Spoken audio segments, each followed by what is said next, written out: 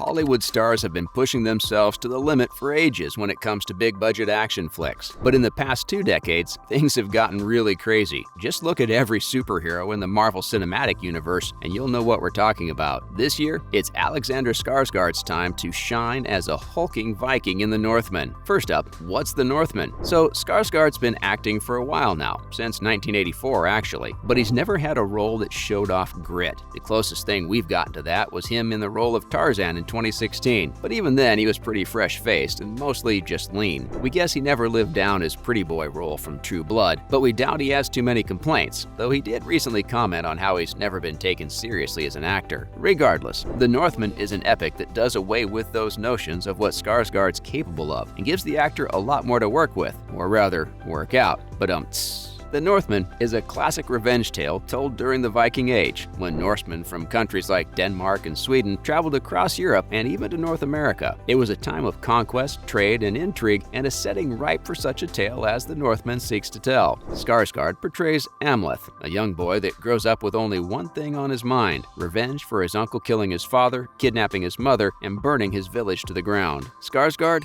didn't come to play. With ambitions like that, you'd expect this kid to spend every moment training to take down his nemesis, and as a result, build up both his body and mind. Put another way, you expect him to beef up as much as possible for the battles to come, and Skarsgård definitely put in the work to show us that determination on screen. Already at a huge 6'4", Skarsgård already has the imposing height down to sell that intimidating intensity that we saw in the trailer, and he's always been pretty lean, so all that he needed was to slap some muscles here and there, and he would have been ready to go. But nope, Skarsgård really wanted to go above and beyond, to become a beast that seemed to be an unstoppable force. If you look at some of the set photos, if you haven't already seen the movie, you'll know exactly what we mean. Every inch of the man is bulging, and we can just imagine how frightening the sight of him covered in mud and blood and walking towards you would feel like if he did so in real life. Next, what's his secret? So we know that Skarsgård got huge, and if you didn't want him to be a mountain of a Norseman before, you surely do now. But how did he get to be in such great shape anyway? Well, much of that fitness success is thanks to his personal trainer, Magnus Ligback. Though the two had already worked together to get Skarsgård in shape for Tarzan, we guess there was a mutual understanding that they needed to go harder this time around. The goal here was to emulate Amleth's spirit animals, the bear and the wolf, in Skarsgård's appearance, keeping him nimble yet a brute, and we'd say they definitely achieved that. In order to pull that off, Alexander had to spend an hour at the gym 6 days a week for a stretch of 6 months. The key here, according to Ligback, is that past an hour, your body just starts to break down, so keeping it limited is the best way to get that bloodthirsty Viking look. Ligback elaborated further, saying Skarsgård was doing a 4-day split, targeting each muscle group harder than usual and then letting it rest as you focus on other parts on different days. It's not a system that's ubiquitous throughout the fitness community, but we can't argue with his results here. Reps and cycles. According to Ligback, they were also lucky that they had 6 months to prepare Skarsgård for the role, as it allowed for the scheduling of 2 different training cycles. The first is the build-up, where it's mostly about putting on as much mass as you can. The second is the cutting cycle, which is essentially toning and getting lean. If they hadn't had this time, Skarsgård would have had to undergo a much more grueling single lean mass-gaining cutting cycle. Another major contribution to Skarsgård's physique was how they spread out the reps. They didn't focus much on high-intensity interval training and maximized strength training.